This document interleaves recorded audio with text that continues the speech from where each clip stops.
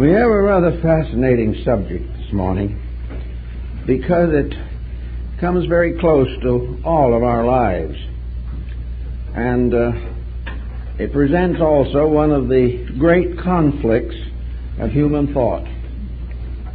Our very remote ancestors depended very largely upon some type of religious tradition to dominate their social relationships.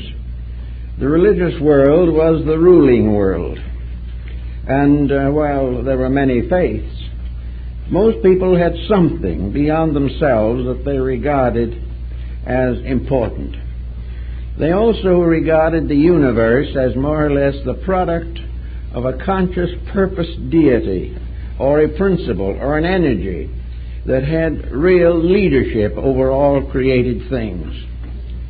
Gradually, in more recent times, the emphasis has shifted to science, and today science is the great opinion maker for the large part of humanity.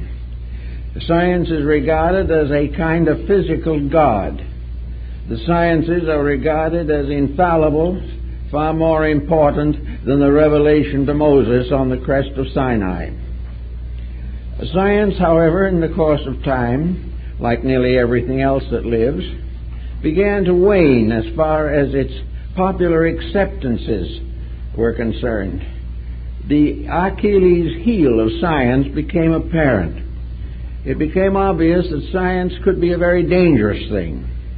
And just as surely as we gradually outgrew theology because of their dangerous elements, so we are outgrowing science because it is threatening the survival of the human race. We find a strange inconsistency in scientists giving their lives to find cures for things, and at the same time creating the greatest destroyers of all time. So a disillusioned humanity has turned for another leadership. And at this particular time, the leadership that they are mostly dominated by is the leadership of the street and the corner and the drugstore and the shop. The present tradition is largely dominated by a process of personal beliefs and attitudes. The individual feels that he is going to do as he pleases, and that the world is an infinite opportunity and very little responsibility. The new processes of thinking are dangerous also, for from a lack of dominant leadership comes chaos, and chaos ends in crime and ends in all type of private and community vice and difficulty. So we're not very proud of any of these leaders at the moment, but we realize that they have to have a place in things. And we are beginning to come more and more to the realization that our hope rests largely in the religious philosophical area. We are not able to hope that these various materialistic policies are going to endure. They hardly appear before they begin to disappear. Now, if this has some vestige of truth in the thought, then we come to something else. Religious leadership has never as yet resulted in a conformity of beliefs.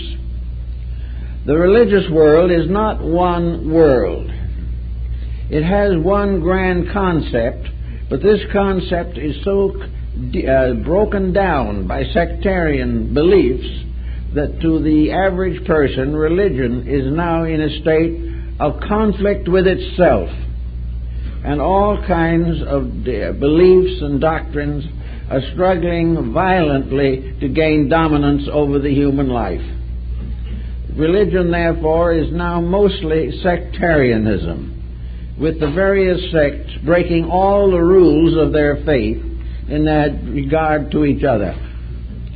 So the religious world has a great diversity, but there's one interesting thing about it that I think we all have to consider, that religion very largely deals with matters on which there is no solid basis of common belief.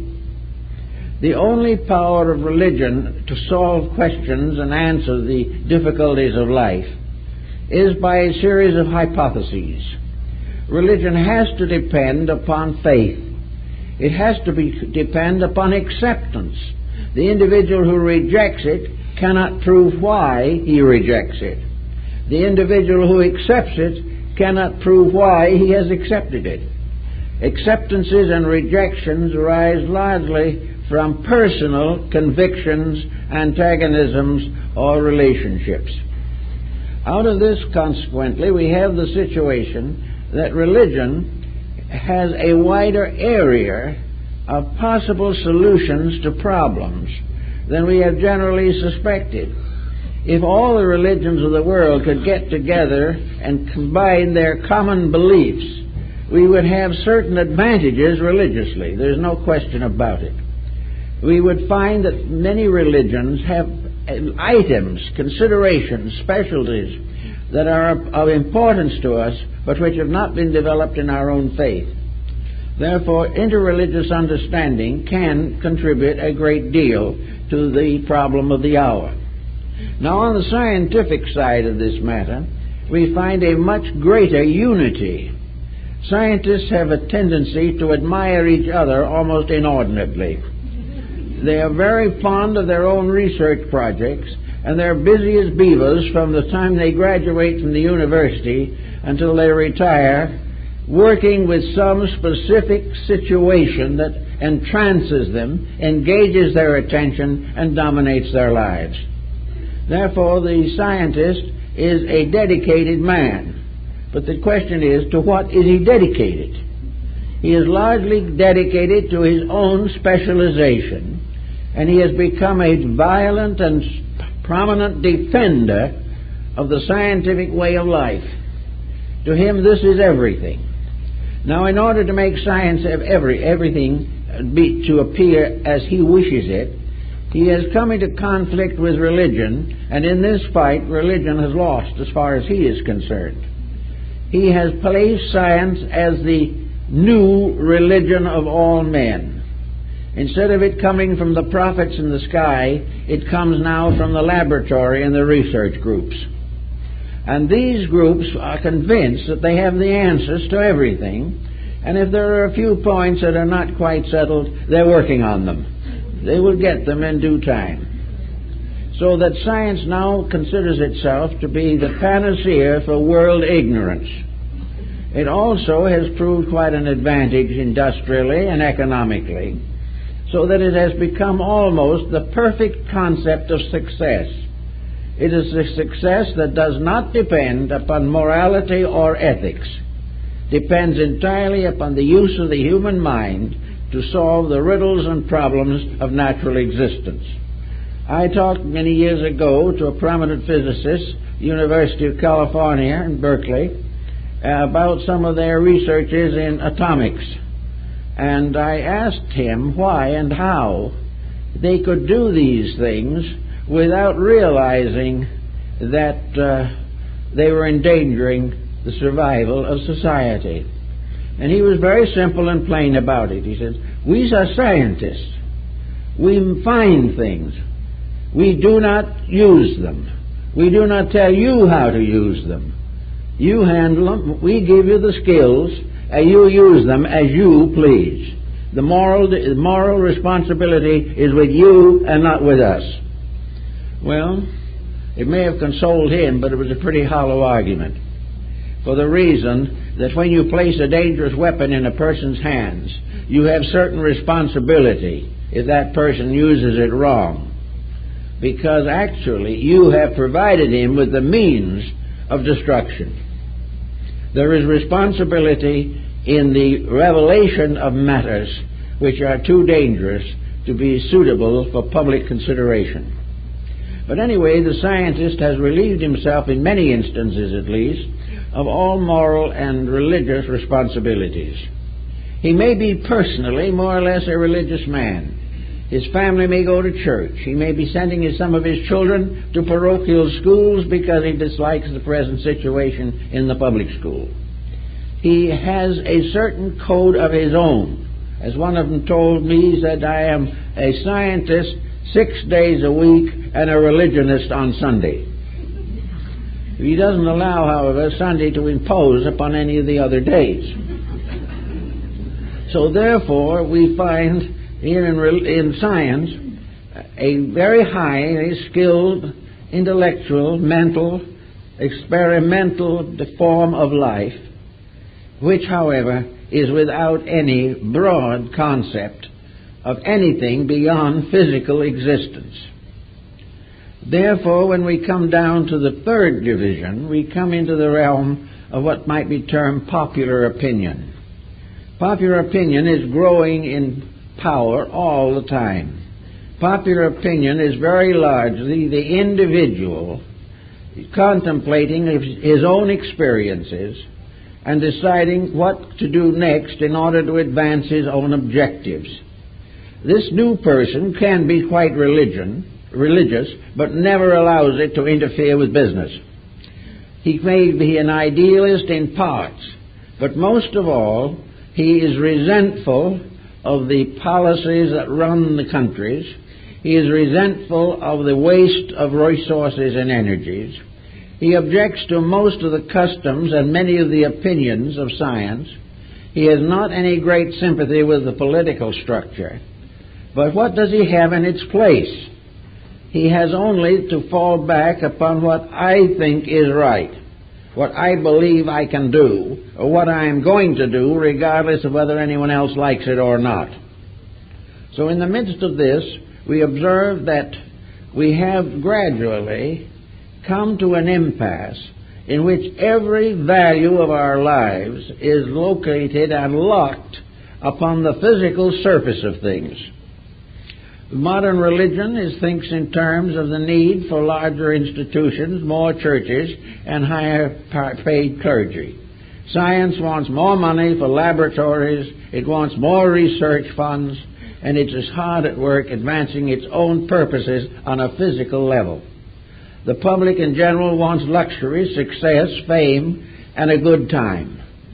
Now, all these do not add to very much. In other words, what has the world as a basic form of leadership?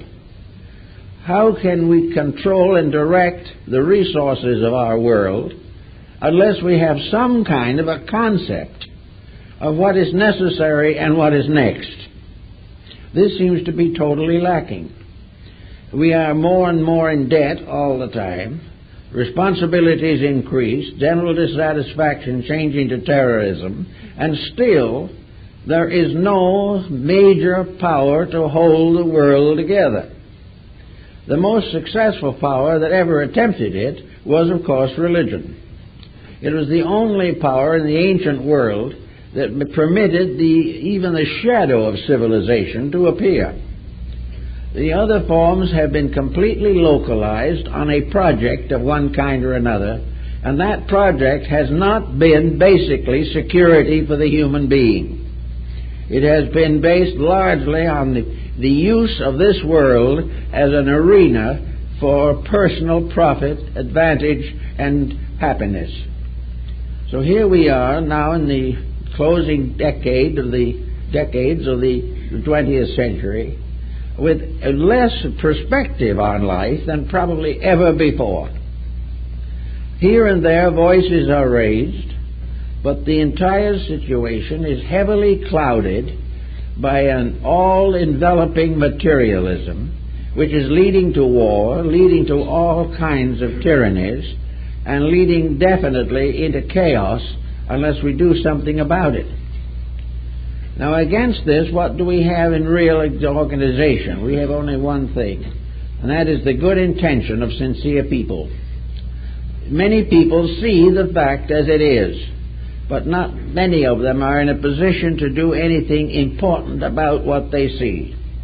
They can only hope to regulate their own lives to the degree that they will not be involved in the discrepancies and disadvantages that exist around them. Now, one example of this that we want to take up this morning is a phase of this particular problem. And in this phase, of course, has to do with hereditary factors. The large world heredity, we know.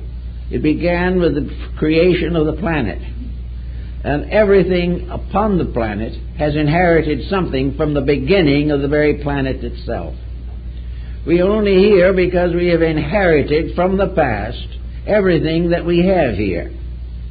We are here because we have the latest expression of a long existing search for something. Every generation has had a seeking factor locked in it. The definite effort to know more, learn more, and do more. And we inherit from the past all of our sciences, all of our theologies, our trades, our crafts, our skills, our educational system, our economics, and our industrialism. All of these things have been handed to us as part of a natural heredity. This is just as genuine and just as real as any aspect of heredity applied to the personal development of a family. Actually, therefore, we are the heir to the ages, and we are confronted with a very interesting problem, and that is the age heredity has gradually failed or is failing. We are bringing down into the present generation most of the vices of the past, which theoretically we should have begun to correct. We have been handing an unfinished business, and we may say that the small child coming into the world through physical heredity is also handed a world of unfinished business, much of it probably not to be finished by him or in any one generation. We are all inheriting unfinished business. We are inheriting a mess that was bestowed upon us by the thoughtlessness, selfishness, and brutality of the past. We have inherited a religious confusion. We have handed a breakdown in our philosophical system. We are now working with a decadent science that is complicating life and solving very little. Some areas are successful. We do not deny that we are also inheriting good things. We are inheriting much that can be of great value to us. But so when we inherit the tools of progress, we are now using these tools very largely to block progress. We have gained a great deal of insight, but the average person is not benefiting from it. We have got more scientific skills than we ever had, but it's becoming prohibitive to pay for one visit to a physician. Everything that we have has been variously, privately turned into profits. And the great problem is that we have inherited a situation in which a vast economic structure that has been here for tens of thousands of years, from the days when we used wampum and cowrie shells down to the present time, it has always been bankrupt. We have been struggling to maintain forever a system that has never worked. But we don't have anything better to use. Now, one of the reasons why systems have never worked is because of all the things we've done and all the thinking we've done, it's been only a few rare persons who have realized that there were rules that had to be followed. And that the reason we are in this miserable mess is because we refuse to accept the rules that would solve the mess. Now, science can't accept rules other than those of the laboratory. It has a certain power to distinguish infinite order, law, and consistency throughout the structure of the universe. Science has to succeed in its experiments because it discovers the laws governing those experiments. Everywhere science turns, it is confronted with laws that cannot be broken. This is accepted on the level of science, but not on any other level. If a person, with recognizing the mathematical laws of science, starts to apply these to the moral laws of personal life, he will lose his scientific standing. He is not presumed or assumed to have any interest in anything beyond a vast mechanized universe, a universe which is actually one incredible machine. Who invented it, no one dares to ask. Why it was invented in the first place, no one is very sure. The only thing everyone seems to realize is that we are small wheels, cogs, or batteries in a vast organism so great, so stupendous, that we can't even describe it correctly. So we have this problem of the individual and his conflict with laws as they are. Now, we take hereditary conditions as brought out largely through Mendel, and we begin to say to ourselves, what does this all add up to? There is an individual who has a nose a little like father's nose, and a disposition that is always analyzed in one way. When the child comes along and develops all of the unpleasant characteristics that may arise, the mother knows they are from the father's family, and the father knows they're from the mother's family. And these delinquencies altogether result in the firstborn son. Now, the problem of these things are very interesting. Many people look very much like their parents. There's so much that makes it look as though Mendel was right. Then there is the problem of various indebtedness factors, talents, abilities. Of course, here we have a breakdown on some of it. I have met the children of a number of geniuses, and I assure you the children did not show any symptoms of genius. The son of the great scholar is very apt to turn to some very different procedure from his illustrious forebear. But the physical resemblance is there. And very often there are peculiarities of appearance, disposition, bodily structure, color of eyes, all these things, and tendencies that look very much as though they were handed down. So we come to heredity with a rather interesting situation. Do we exist as people? Or are we simply the last bundle of our ancestors? Is there any person there at all? Are we partly dependent upon the individual who was hung for piracy in the 15th century, who scalped Indians in the east and western part of the United States, and who probably went to Australia to serve a prison term in the middle 19th century? Who are these ancestors? Are they the highwaymen? Are they the corrupt officers, the decadent aristocrats, and the belligerent clergy of long ago? Who are we? Are we merely the present appearance of a long stream of contributing factors? And what we call a disposition or a temperament is merely an arrangement of dispositional peculiarities from the past. Are we therefore people at all? If I say something, am I really saying it?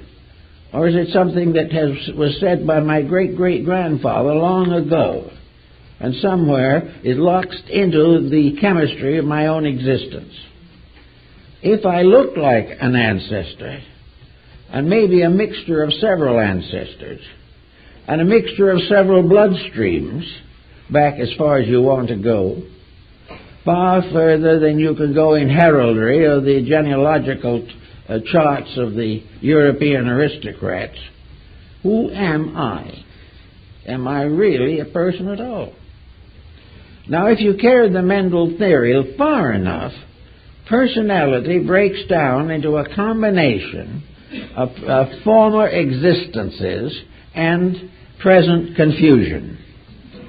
Largely, the ultimate picture being somewhat like a cast of the dice. It depends on how things fall, who you are, what you are, and why you are. Now, this seems to be a little inadequate. There must be something about this situation that is more than the individual reliving his ancestry and passing the little more of the same on to his descendants. Are we really people? When I have a temper fit, is it because my uncle had a bad disposition? If my morality is not good, is it because I had a relative who was dissipated? These things don't fit together. And the reason they don't fit together is that they combine for the first time a certain sense of relationship between religion and science. The Bible tells us that the sins of the parents shall descend upon the third and fourth generations. And Mendel says almost the same thing. Here we have, therefore, a scientific attitude based upon the Pentateuch, and actually representing the idea or perpetuating the idea in miniature of the grand scheme which has dominated Western theology for over 2,000 years, summed up in the little lyrical statement, "With Adam's fall we sinned us all." So here we are, the remote descendants of Adam, all bringing to this present generation, generation after generation of corruptions and misdeeds, all the way down. Somewhat from Genghis Khan, something from Alexander the Great, and more recently a little dash of Adolf Hitler. These are the things that we have to think about. Now, science really has no answer to this, except it's regrettable but true. Religion at the present time, as we know it, doesn't have too much to offer either. There will never be a solution to this situation as long as we hold the attitude that heredity is equal to a secondary creation. That heredity is a situation in which from nothing comes something that is the sum of previous miscalculations. Sounds good. Might get a good mark for that on an examination paper. But it still is no answer to what we're looking for. So this brings us our first challenge, and it's something to think about. Is it possible that some source of knowledge on these subjects lies outside of the smug circumference of Western thinking? Is it possible that religion, as we know it, is not the only religion that has any answers for things? And is it also possible that some religions cultivated in other areas by a different type of person, with a different background, maybe a different heredity if you want to talk it that way, might have some answers for us? And I think there is an answer. And I know that it will be difficult for some people to accept, but I think we have to bear it in mind. When we are talking about heredity, I think we are saying exactly what Luther Burbank said when he cross-pollinized plants, that he was able to prove conclusively that the strains of these plant colors and forms and structures were unbroken over a vast period of time. And where they appeared to be broken, they were revived again at a later time. By combining red and white roses, Burbank got some red roses, some white roses, and some multicolored roses. After a while, he took another white one from this group, cross-pollinized it again, and got all white ones. He took from these another example and bred it again with an all-white one, and this went on 8 times, in which white remained dominant and the other colors never showed back. On the 9th time, the red came back. It was carried all that time. Now, this is something kind of interesting. Suppose we take now, for this situation, suppose we assume what religion has to give us. Primarily, that we are not merely bodies. We are not monkeys standing on their hind legs. We are not simply physical structures.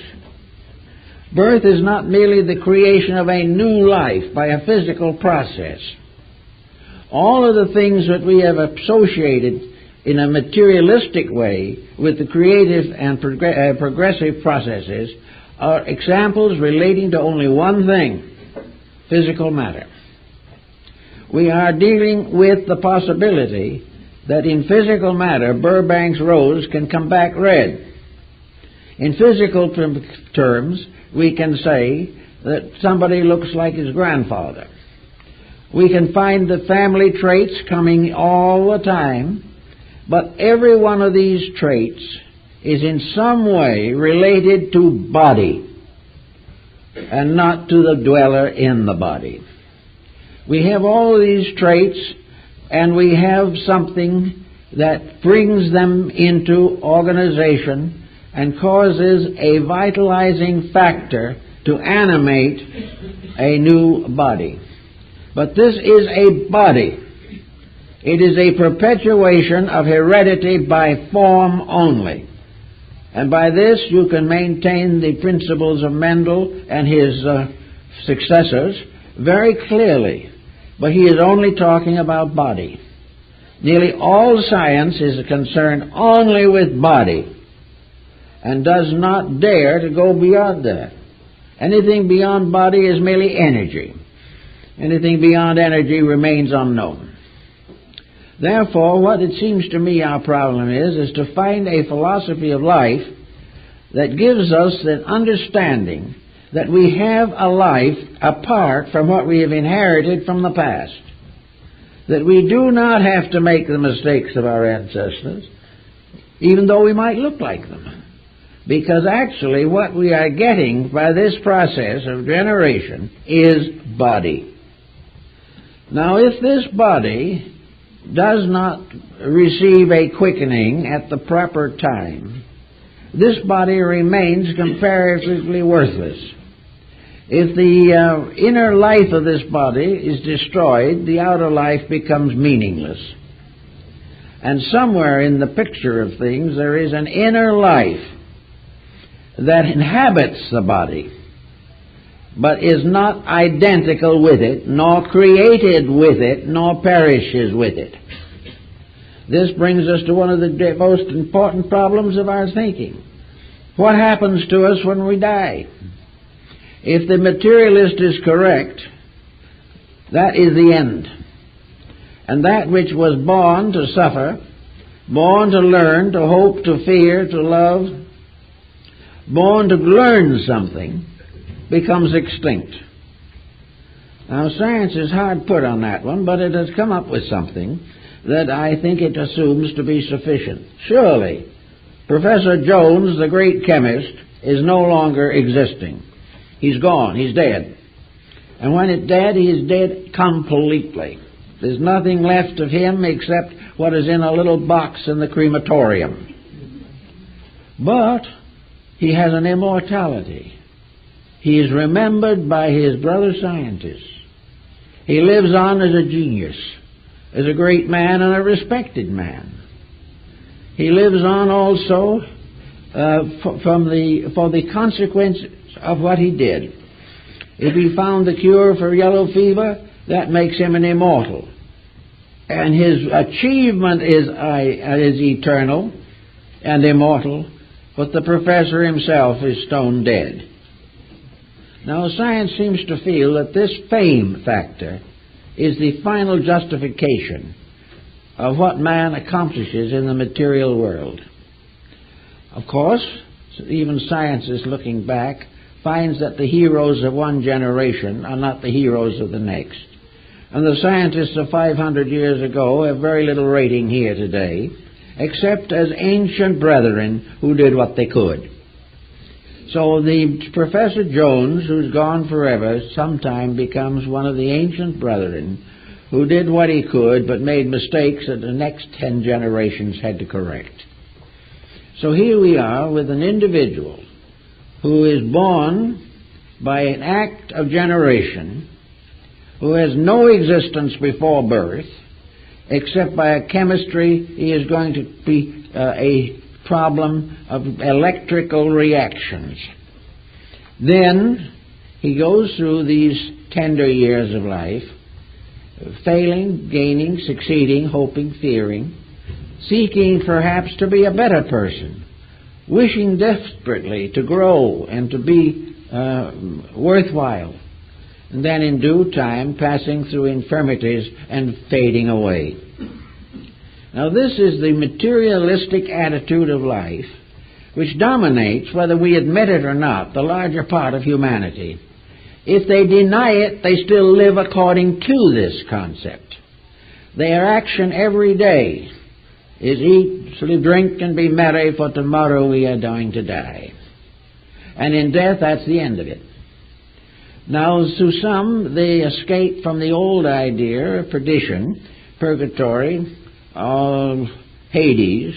This seems to be a consoling something. It is better to be non-existent than to be punished forever. On the other hand, why should anybody be punished forever? Even assuming that there are some awful rascals in this world, forever is a long time. So the whole theory, as far as it is intellectualized, is very, very unsatisfactory. So we look somewhere else, and we have to say the only answer to this is that there must be some difference between the person in the body, as Carl Jung calls him, and the body itself. These two cannot be identical. The creation of the body is not the creation of that which lives in it. The death of the body is not the death of that which lives in it. We can change garments, as we find in the Hindu classic, the Mahabharata. We cast off old garments, but we take new ones. Somewhere in this pattern of things, there seems to be a need to differentiate between the person and the house he lives in. Now, it's true, he may have inherited the house. He may have inherited a palace, a good body. He may have inherited a hovel, a bad body. He may try to build a better one on the property that he already owns, personal improvement. He may waste and neglect the wonderful body that he inherited that was a palace, and as a result of it's foreclosed over his head and he is bankrupt. So all kinds of things can happen to bodies. But these things that happen to bodies happen because there is something in those bodies that is, in a sense, separate from them. Someone living in the house. And to build a beautiful house with no one living in it is not good either. If the body is all there is, the whole theory of existence is a dismal failure. And it's a little bit difficult to assume that a creation as splendid, magnificent, and exact as ours is based upon a failure or leads to one. We need to see something else. So looking around the world, we find various peoples. We find, for instance, in Christian religion, there is very little statement as to the condition before birth. The religious group, in the Christian group generally, does not regard a person as existing prior to physical birth. Therefore, he has what my old friend Dr. Bronson called it. He works with a one-ended stick. A stick that has a beginning but no end. Something that is created but never terminated. And this doesn't quite work out either. Also, we have to recognize that we have got about 5 billion people on this planet. We've got 5 billion bodies. We're having trouble enough with those. But supposing we tried to understand the 5 million something or other that lives in those bodies, and that this that comes in these bodies comes and goes, leaving bodies, gaining bodies, deserting bodies, but the thing itself remaining alive. So we go to one country and one religion that has made a great deal of this, and that was Hinduism, which gradually, of course, was modified to form Buddhism and Jainism and many other Eastern sects. But the whole concept of Buddhism is based upon the idea that the life in every living thing is eternal.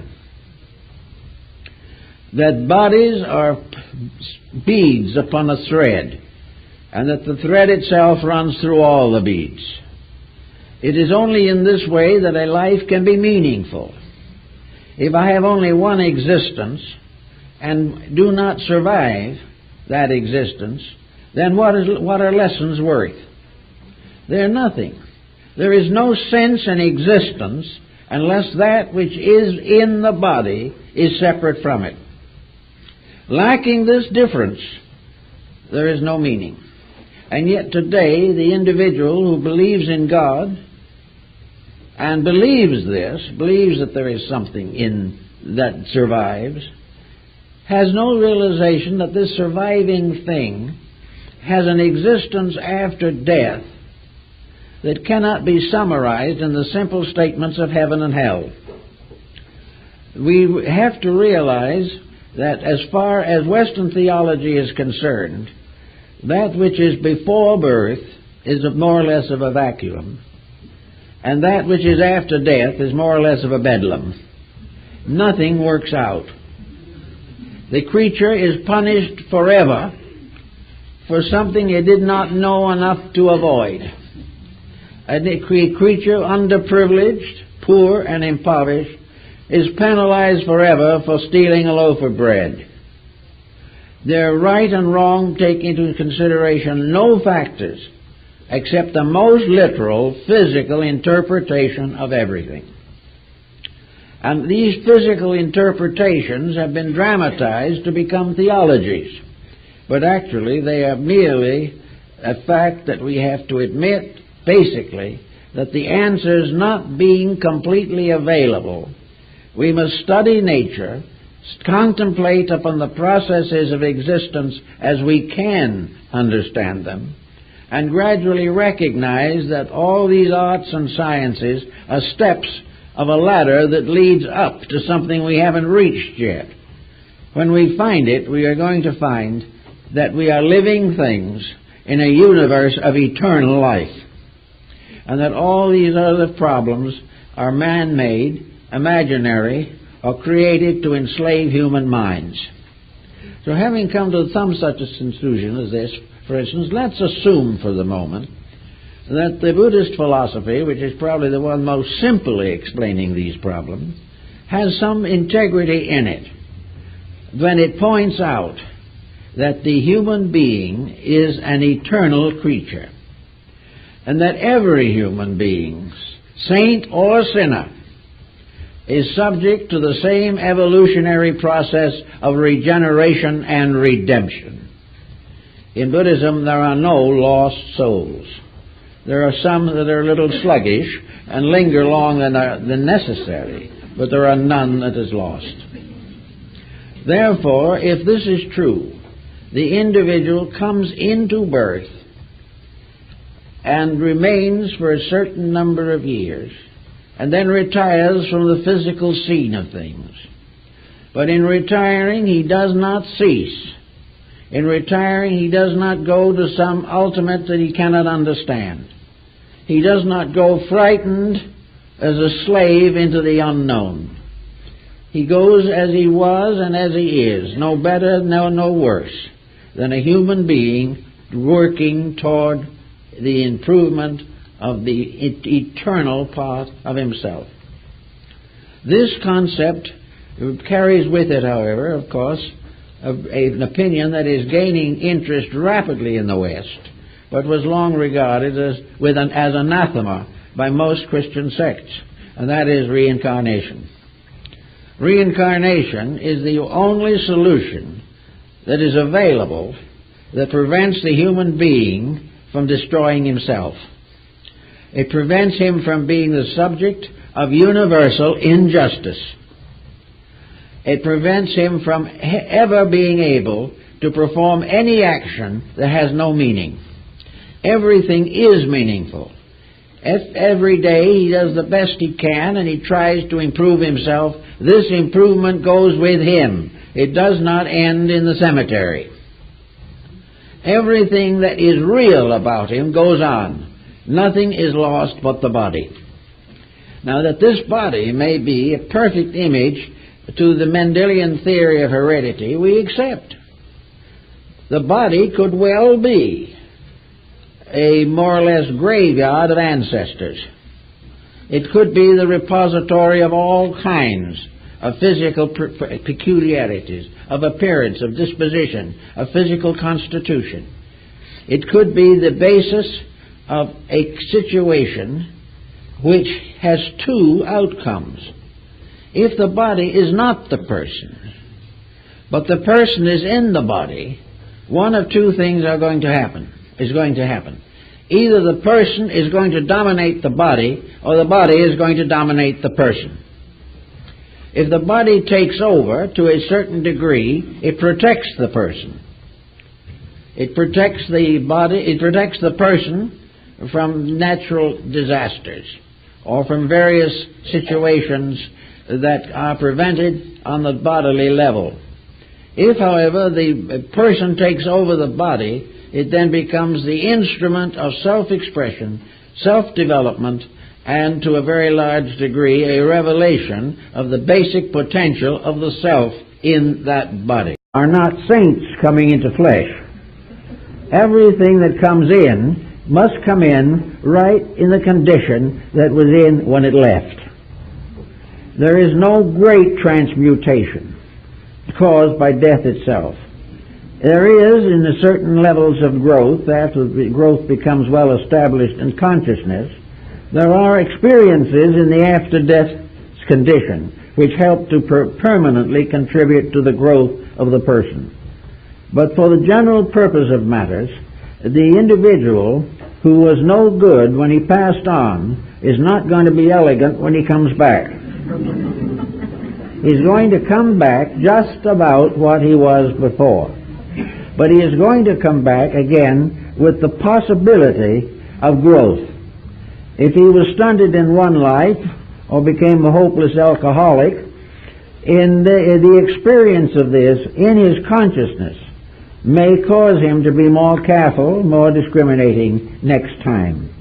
But that coming in, he will come back according to what he was when he left. Now, if this is reasonable, and it seems to be the only answer that makes sense, then we have an understanding of how the appearance of the Mendelian theory has been possible. Let us assume that with reincarnation, we also have the concept of karma. Now, karma we think of largely as punishment, which is an entirely erroneous approach to it. Karma is consequence. It is the result of that which is done. It can be the result of that which is not done. But it is a consequence, not a punishment.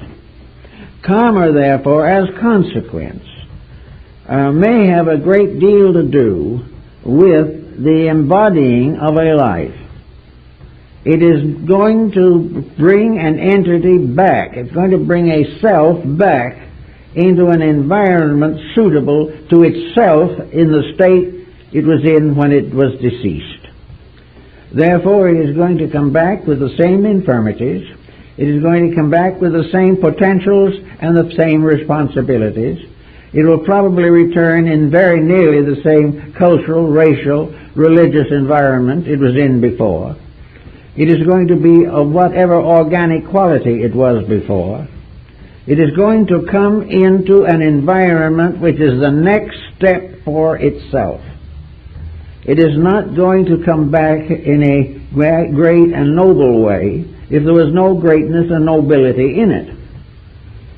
Here we see one point in which perhaps there is some error in the doctrine of Buddhism. But it may also be that we need Confucian to mend that wound. But in any event, as Buddha pointed out, karma as punishment brings back the being into a condition similar to that which it caused for other people. The tyrant, therefore, becomes a victim of tyranny. The licentious person is born back into the same moral deficiencies. The egotist comes back as egotist. The physical accumulist who can think of nothing but money comes back that way. And it would be natural, it would seem, and quite reasonable to assume, that under these conditions the entity will come back in a Mendelian body suitable to its own need. In other words, in a long line of heredity, we find a whole sequence of desperados and delinquents. An entity seeking embodiment would probably come into such a family, where it would be exactly what it was before, and will be mistaken for the fact that it inherited these limitations, when in reality it was these limitations which brought the entity back into that family. Therefore, the individual returns in an environment suitable to itself, and becomes unaware even of its previous existence, until sometimes intuitively or mystical experiences these factors break through.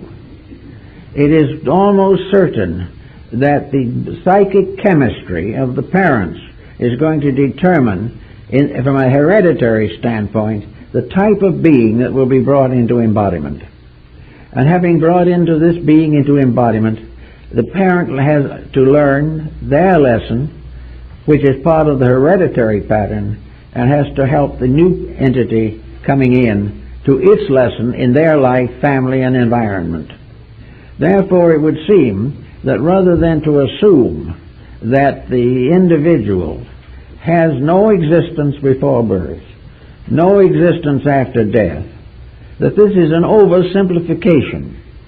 It is a simplification that is intriguing to individuals who are afraid to contemplate immortality, that do not wish to so live that they would want to endure beyond the present body. They want to make the most of what they have on the basic concept that to have everything they can now is better, and whatever lies ahead doesn't mean anything anyway. Any individual who believes that consciousness is eternal, even though the body is not, cannot live that type of a life without coming in serious conflict with conscience. And it is better to deny the whole thing than to give up the false pleasures of the hour.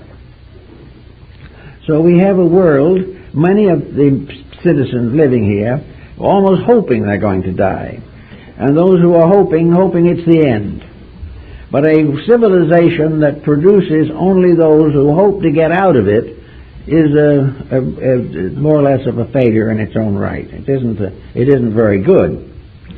So what we are trying to think out through is the answer, scientifically, religiously, and philosophically, that there is a separate entity in the body, that this entity enters into the body as into a house or into an establishment of some kind. It enters in and takes over the control of that house. And in the process of control, it gradually assails the hereditary pattern in the house.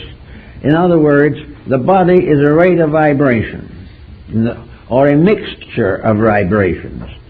And the entity coming in must finally make this body suitable to its own purposes. Therefore, there is going to be a process going on constantly in which the individual seeks to escape from the tyranny of heredity.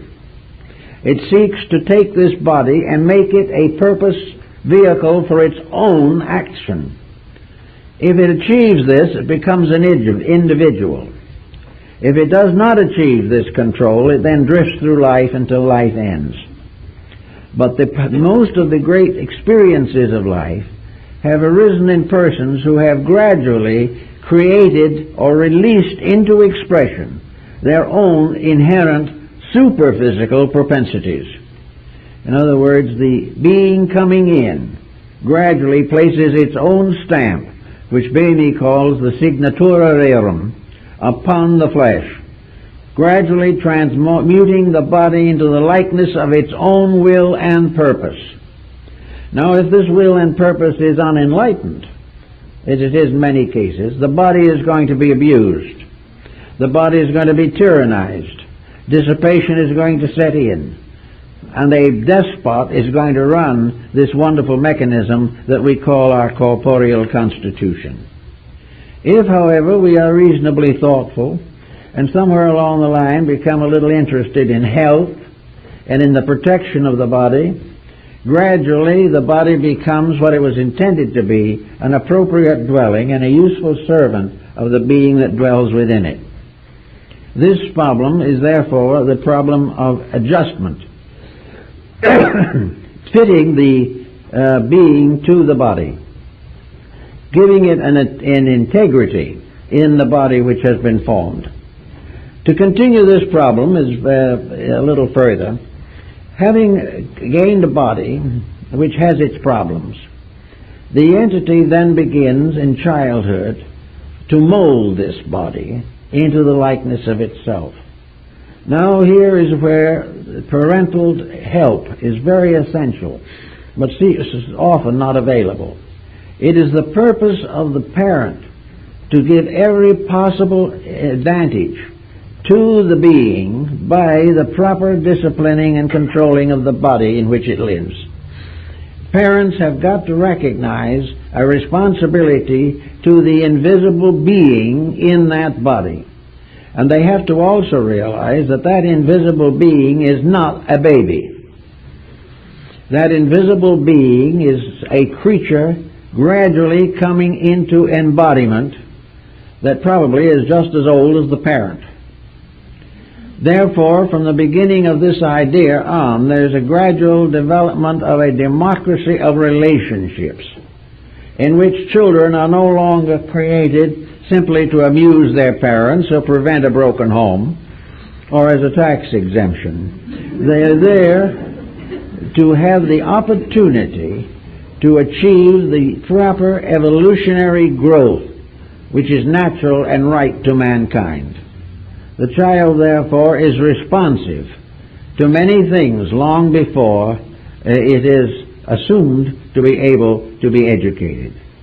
One other thing is that when the education does come, if the education is centered completely upon body, and the being in that body is not too strong, that being is going to be in slavery to the world of bodies. It's going to be enslaved to business, enslaved to industry. It's going to be enslaved to a job. It will be just as much a slave as the South held slaves prior to the Civil War. And as the body becomes the slave of a delinquent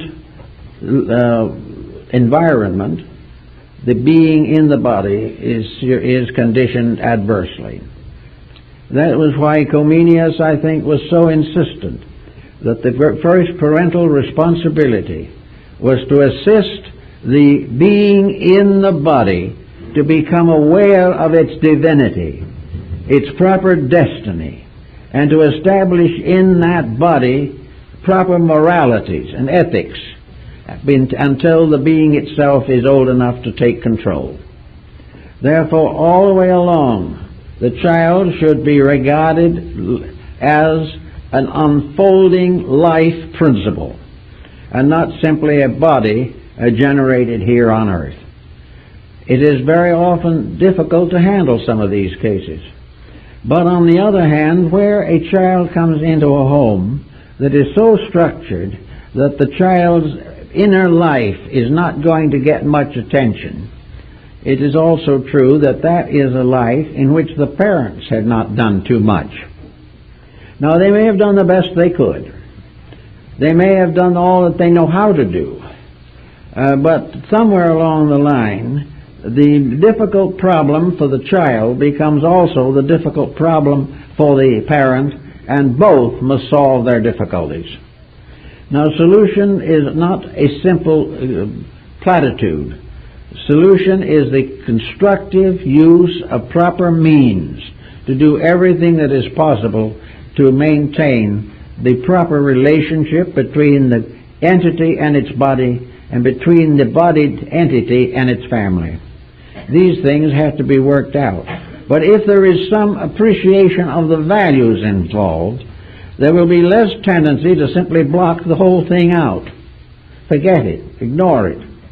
We won't have so many young people on narcotics if they could realize that this is not just one little life, one little experience, and then after that comes nothing. The hope of oblivion is strong in most materialists and is one of their great weaknesses. While they are satisfied in this, you cannot do too much about it. But no materialist can claim legitimately to be truly thoughtful. He cannot be a philosopher. He cannot be an idealist. He cannot have any of the religious overtones which are necessary to survival in a materialistically oriented culture. The only hope we have today of maintaining a proper attitude towards the changing world around us is to strengthen our own integrities in every way possible, so that we see more and more of the eternal purpose behind what appear to be the absurdities of human conduct. We will find that all of the different things that seem to us impossible, if they are impossible, will be so demonstrated by a power greater than our own. Actually, if this universe was created, and some scientists do not believe it ever was created, if it has some kind of a spiritual power at the source of it, and this is denied by a great many people, if it has any moral code, any justice built into its own structure, this must triumph. And if it has none of these things anywhere in it, then it is impossible to explain an ordered sequential process. It is impossible to study the vast emergencies of heaven, the great patterns of cosmic time and progress, the immense variety of infinite life, the magnificent chemistry of existence. It's impossible to study all of these things with an open mind and not realize that somewhere in this pattern, as Lord Bacon says, there is a universal mind without which existence could not be, and that there is nothing that we can study, nothing that we can learn that can save us from our own emergency unless we admit that somewhere there is integrity. If there is universal integrity, then creatures are treated properly. If there is a divine good at the source of life, that good does not promote and sustain evil. What we call evil, then, is our own mistake coming home to roost. We do things wrongly and we suffer. This is not due to the evil of a powerful spirit of reversal. It is due to our own failure to understand life. But whatever it is, wherever there is a punishment, it is because of love and not because of hate, and it certainly is not originating in something that does not know the difference.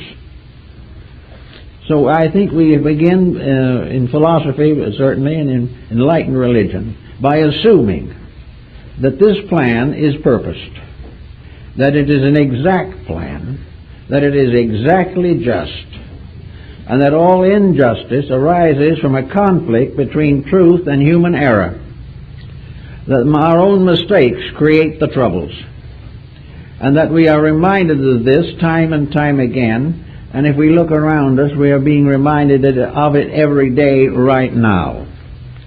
We are beginning to realize that we cannot be as foolish as we have been and survive our own folly. This is coming home.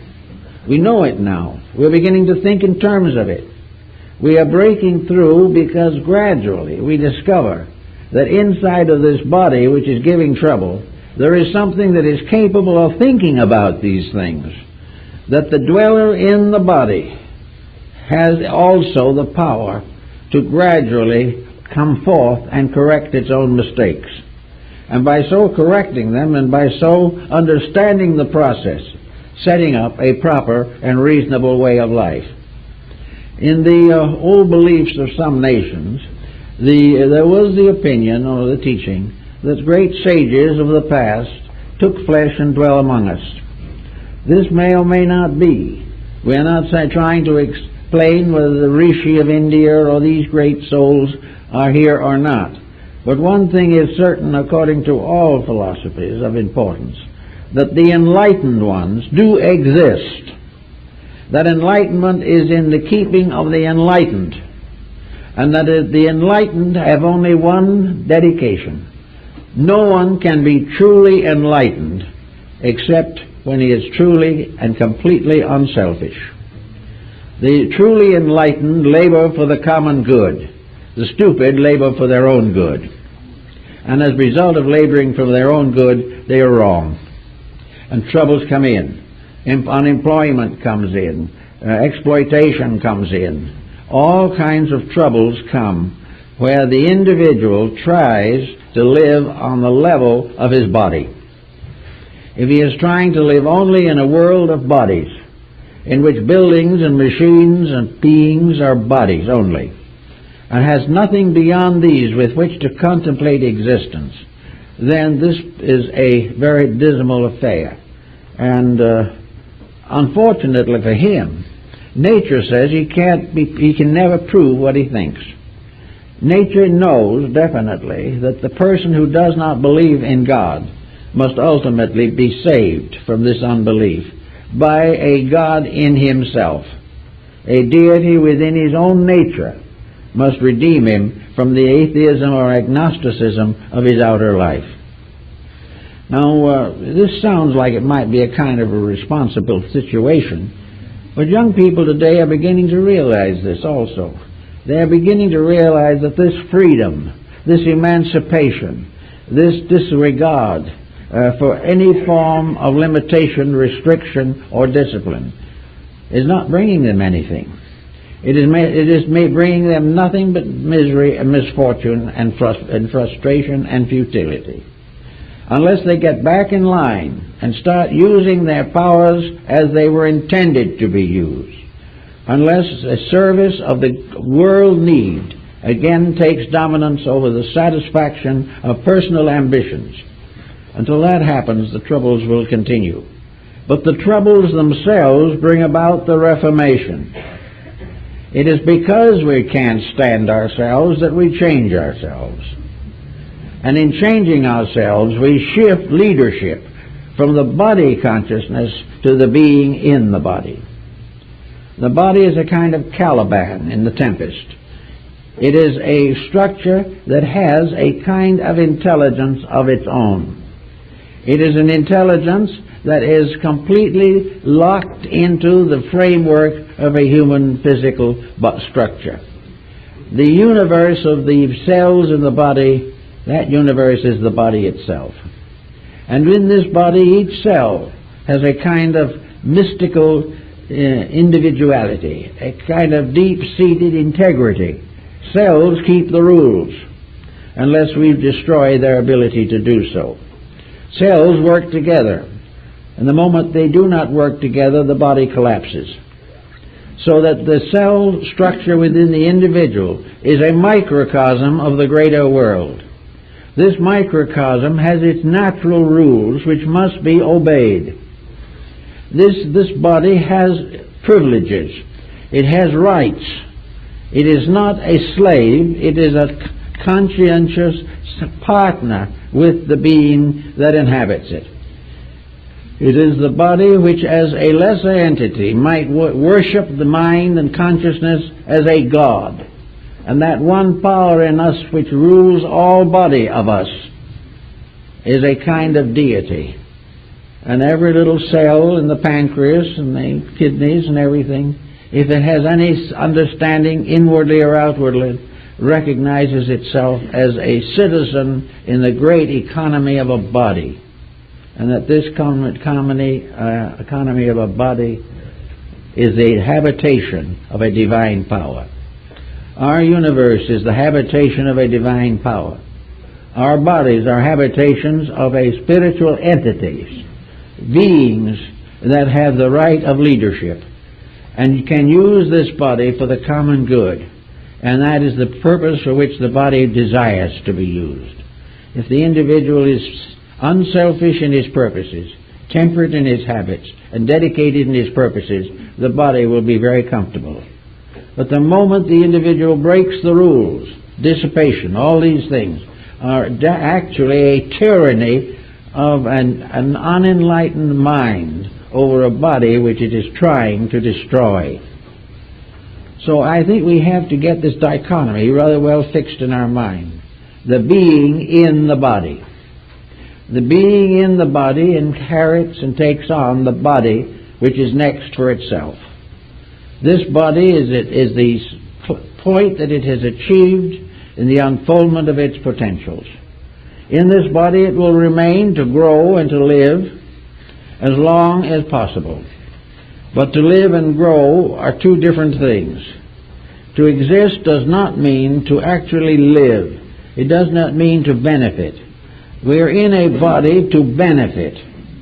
We may say that the human body is a sort of caravanserai, an oasis in a desert. It is a place where we come to learn lessons. The Rosicrucians in their own manifestations said, this world in which we live is the college of the Holy Spirit, the ABC book room of the souls growing in God.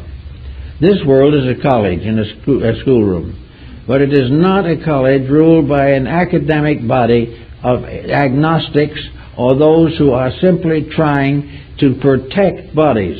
If a university trains bodies to perpetuate themselves as comfortably as possible, at the expense of a life within them which is not even mentioned in the curriculum, then the educational system has failed.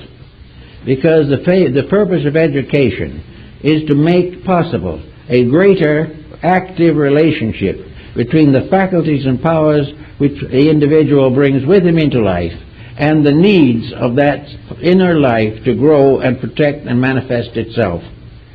If we can begin to think of these things this way, we will find, I think, that it is possible to understand that we can inherit the body.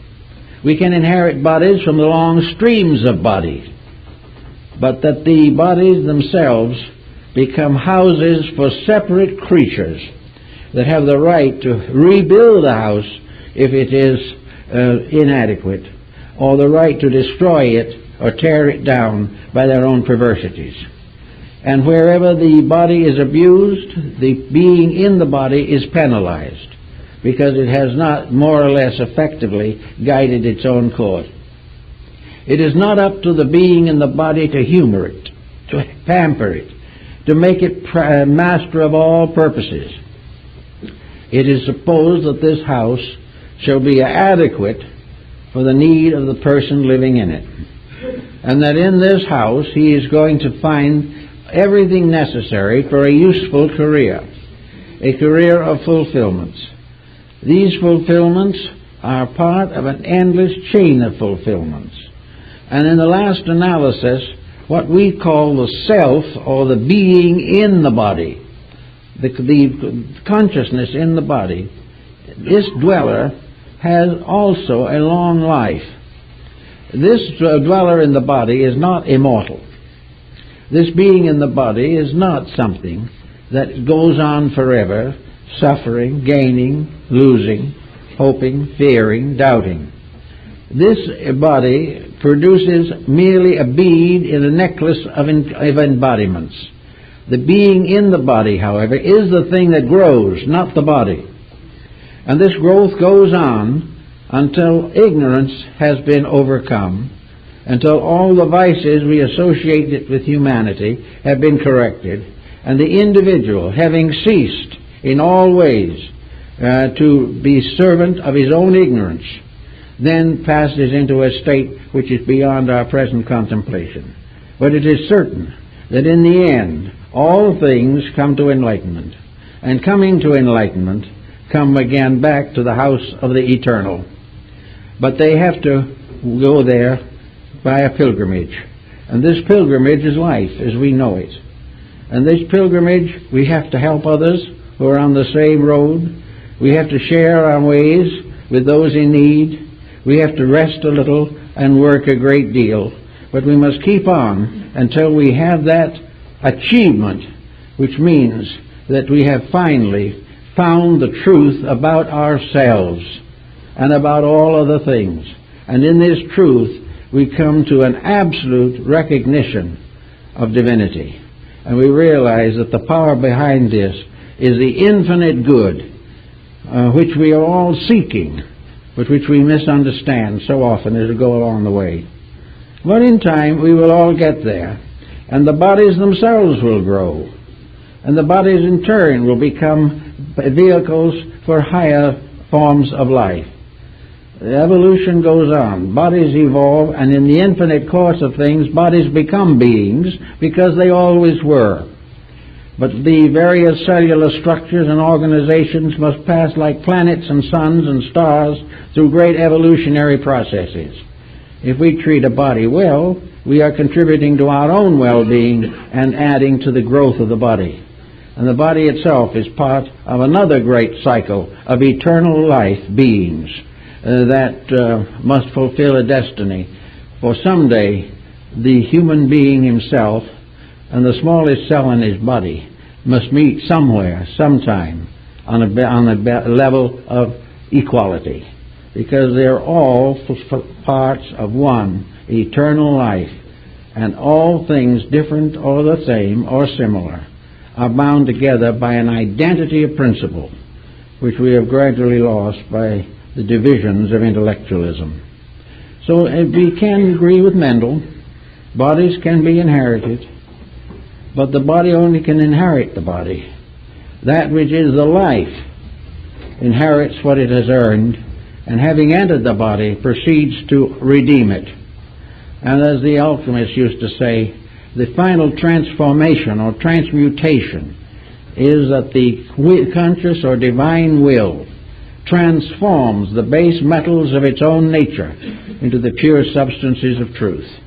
When this is accomplished, then the great experiment of life is lived.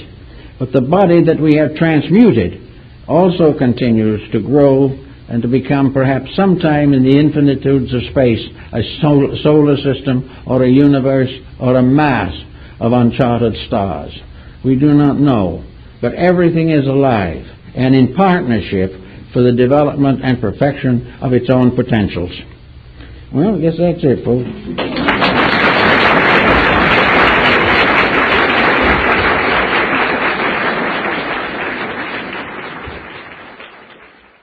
The panacea for world ignorance. It also has proved quite an advantage industrially and economically, so that it has become almost the perfect concept of success. It is a success that does not depend upon morality or ethics, depends entirely upon the use of the human mind to solve the riddles and problems of natural existence. I talked many years ago to a prominent physicist, University of California in Berkeley, about some of their researches in atomics. And I asked him why and how they could do these things without realizing that they were endangering the survival of society. And he was very simple and plain about it. He said, we are scientists. We find things. We do not use them. We do not tell you how to use them. You handle them. We give you the skills, and you use them as you please. The moral responsibility is with you and not with us. Well, it may have consoled him, but it was a pretty hollow argument, for the reason that when you place a dangerous weapon in a person's hands, you have certain responsibility if that person uses it wrong, because actually you have provided him with the means of destruction. There is responsibility in the revelation of matters which are too dangerous to be suitable for public consideration. But anyway, the scientist has relieved himself, in many instances at least, of all moral and religious responsibilities. He may be personally more or less a religious man. His family may go to church. He may be sending some of his children to parochial schools because he dislikes the present situation in the public school. He has a certain code of his own. As one of them told me, he said, I am a scientist 6 days a week and a religionist on Sunday. He doesn't allow, however, Sunday to impose upon any of the other days. So therefore, we find in science a very highly skilled, intellectual, mental, experimental form of life, which, however, is without any broad depend upon acceptance. The individual who rejects it cannot prove why he rejects it. The individual who accepts it cannot prove why he has accepted it. Acceptances and rejections arise largely from personal convictions, antagonisms, or relationships. Out of this, consequently, we have the situation that religion has a wider area of possible solutions to problems than we have generally suspected. If all the religions of the world could get together and combine their common beliefs, we would have certain advantages religiously. There's no question about it. We would find that many religions have items, considerations, specialties that are of importance to us, but which have not been developed in our own faith. Therefore, interreligious understanding can contribute a great deal to the problem of the hour. Now, on the scientific side of this matter, we find a much greater unity. Scientists have a tendency to admire each other almost inordinately. They are very fond of their own research projects, and they're busy as beavers from the time they graduate from the university until they retire, working with some specific situation that entrances them, engages their attention, and dominates their lives. Therefore, the scientist is a dedicated man. But the question is, to what is he dedicated? He is largely dedicated to his own specialization, and he has become a violent and prominent defender of the scientific way of life. To him, this is everything. Now, in order to make science have everything to appear as he wishes it, he has come into conflict with religion, and in this fight, religion has lost as far as he is concerned. He has placed science as the new religion of all men. Instead of it coming from the prophets in the sky, it comes now from the laboratory and the research groups. And these groups are convinced that they have the answers to everything, and if there are a few points that are not quite settled, they're working on them. They will get them in due time. So that science now considers itself to be in the shop. The present tradition is largely dominated by a process of personal beliefs and attitudes. The individual feels that he is going to do as he pleases, and that the world is an infinite opportunity and very little responsibility. The new processes of thinking are dangerous also, for from a lack of dominant leadership comes chaos. And chaos ends in crime and ends in all type of private and community vice and difficulty. So we're not very proud of any of these leaders at the moment, but we realize that they have to have a place in things. And we are beginning to come more and more to the realization that our hope rests largely in the religious philosophical area. We are not able to hope that these various materialistic policies are going to endure. They hardly appear before they begin to disappear. Now, if this has some vestige of truth in the thought, then we come to something else. Religious leadership has never, as yet, resulted in a conformity of beliefs. The religious world is not one world. It has one grand concept, but this concept is so broken down by sectarian beliefs that to the average person, religion is now in a state of conflict with itself. And all kinds of beliefs and doctrines are struggling violently to gain dominance over the human life. Religion, therefore, is now mostly sectarianism, with the various sects breaking all the rules of their faith in that regard to each other. So the religious world has a great diversity, but there's one interesting thing about it that I think we all have to consider. that religion very largely deals with matters on which there is no solid basis of common belief. The only power of religion to solve questions and answer the difficulties of life is by a series of hypotheses. Religion has to depend upon faith. It has to be a concept of anything beyond physical existence. Therefore, when we come down to the third division, we come into the realm of what might be termed popular opinion. Popular opinion is growing in power all the time. Popular opinion is very largely the individual contemplating his own experiences and deciding what to do next in order to advance his own objectives. This new person can be quite religious, but never allows it to interfere with business. He may be an idealist in parts, but most of all, he is resentful of the policies that run the countries. He is resentful of the waste of resources and energies. He objects to most of the customs and many of the opinions of science. He has not any great sympathy with the political structure. But what does he have in its place? He has only to fall back upon what I think is right, what I believe I can do, or what I am going to do, regardless of whether anyone else likes it or not.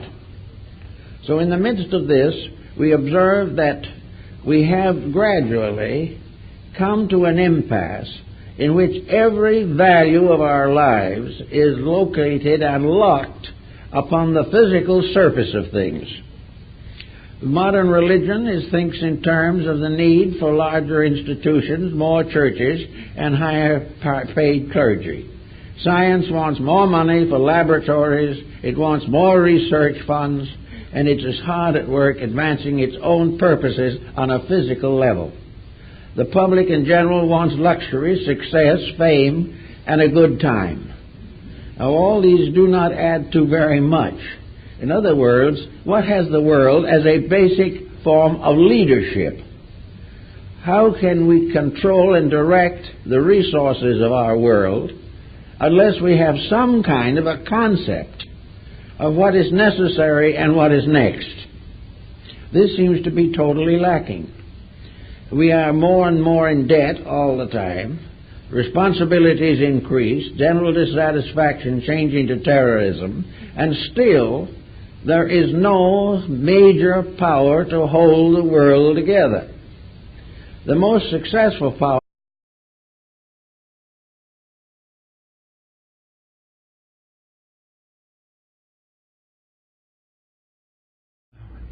We have a rather fascinating subject this morning because it comes very close to all of our lives, and it presents also one of the great conflicts of human thought. Our very remote ancestors depended very largely upon some type of religious tradition to dominate their social relationships. The religious world was the ruling world, and while there were many faiths, most people had something beyond themselves that they regarded as important. They also regarded the universe as more or less the product of a conscious purpose deity, or a principle, or an energy that had real leadership over all created things. Gradually, in more recent times, the emphasis has shifted to science, and today science is the great opinion maker for the large part of humanity. Science is regarded as a kind of physical God. The sciences are regarded as infallible, far more important than the revelation to Moses on the crest of Sinai. Science, however, in the course of time, like nearly everything else that lives, began to wane as far as its popular acceptances were concerned. The Achilles heel of science became apparent. It became obvious that science could be a very dangerous thing. And just as surely as we gradually outgrew theology because of their dangerous elements, So we are outgrowing science because it is threatening the survival of the human race. We find a strange inconsistency in scientists giving their lives to find cures for things, and at the same time creating the greatest destroyers of all time. So a disillusioned humanity has turned for another leadership. And at this particular time, the leadership that they are mostly dominated by is the leadership of the street and the corner and the drugstore